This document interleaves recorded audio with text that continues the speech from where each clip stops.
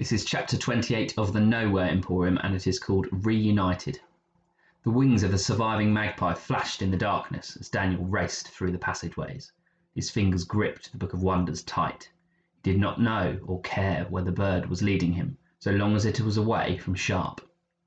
Everything seemed darker than before. The shadows were deeper and the silence suffocating. Again and again, Daniel thought he saw something shifting in the gloom. He imagined Sharp posing as a statue, detaching from the shadows to make a grab for the book. What now? What could be done to stop a madman? How much time was there to save the Emporium now that the fountain was gone? And what could he do about it, alone? The sound of splashing from around the next corner stopped Daniel dead. Steep steps led to a flooded passageway. The water was waist deep. Shattered diamonds of light sparkled on the dark surface, cast from the lamps lining the walls, some of which were still lit. A lone figure was wading through the water towards him. "Ha ha! Ellie!" He felt such relief that he actually laughed out loud. He crashed down the stairs, slipping under the surface for a moment, taking in an unpleasant gulp of salty water which shot out of his nose as he coughed and spluttered. "Ellie, it's me!" Ellie, who had been staring into the water as she waded, looked up. Her eyes grew wide. "Daniel!" she cried. "I've been looking all over for you since our search party got back. This place is in ruins. I've just come from the hospital. The staff are in a bad way. Caleb told me you'd rushed off." She paused and stared at Daniel's bloodied face. "What happened to you?" "There's so much to tell you," said Daniel. "I'm pretty sure your father is alive, and he's in the Emporium." Daniel told her about Sharp's idea of using the book to find silver, and how it had backfired. "I think it was a message," he said. "Your father doesn't want to be found."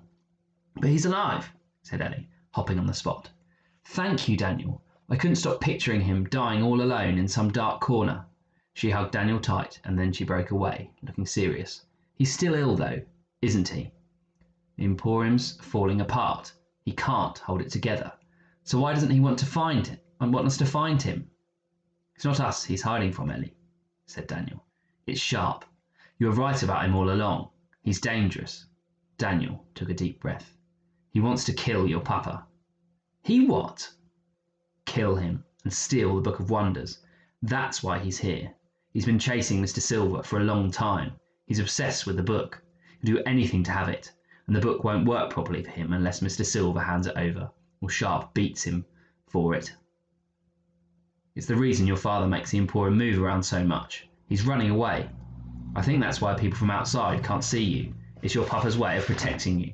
I bet it's the reason he won't let you leave the shop too.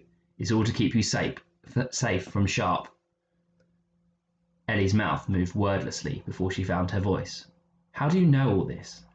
"Sharp told me so himself," said Daniel, and the story began to spill out of him, how the magpies had led him to the fountain, how he'd only just escaped with his life after stealing back the book, how one of the birds had not been so lucky.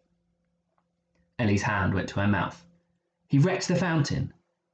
And he did that to you." She pointed to Daniel's swollen lip. He could still taste the blood, and the salt water snipped at the wound. "I'm sorry," said Daniel. "I've messed everything up. I should have never let him in. All I wanted to do was help. I don't want to lose the Emporium, or Mr. Silver, or you." To his surprise, Ellie smiled her crooked smile. "All that matters now is what we do next. We can still turn things around." Daniel thought for a moment. "If we can get rid of Sharp," he said, "I reckon Mr. Silver will come back." "Why didn't Papa just stand up to him in the first place?" Daniel knew what Ellie was thinking, that Mr. Silver was a coward. He even thought the same himself at first. "I don't think it's as simple as that. Your papa is weak. All the years of running the Emporium on his own have taken his strength away. I think he knew what was coming. He could sense Sharp getting close, and he knew he wasn't strong enough to fight." "That would explain the unicorn blood," said Ellie.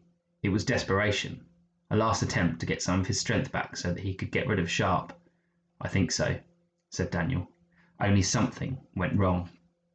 Ellie stroked the walls of the Emporium. "All these years I was sure he was keeping me in the shop so he wouldn't be lonely. I was always so angry at him. He's been protecting you. It's what they do, mums and dads." "So what do we do?" said Ellie. "How can we get rid of Sharp?" "Everyone's got a weak spot," said Daniel thoughtfully. "We've got to find Sharp's." "But how? It's not like we can go and have a chat with him, is it? Get his life story over a nice cup of tea and some Empire biscuits. He's dangerous. Life story. The words echoed in Daniel's ears. He stared at the book and began to flip through the pages, gathering speed as the idea properly formed. He heard Mr. Silver's voice, far off on the horizon of his memory, from his very first lesson. I am a fan of stories, a collector. There is no greater story than that of life. The Library of Souls holds on its many shelves the life story of everyone who has ever lived, everyone who will ever live. Daniel stopped flipping, and there it was, staring back at him from the page in all of its dark, impossible glory. He flashed Ellie a clever smile. Who says we need to talk to Vindictus Sharp to find out about his past? He said. This is the Nowhere Emporium, Ellie. Follow me.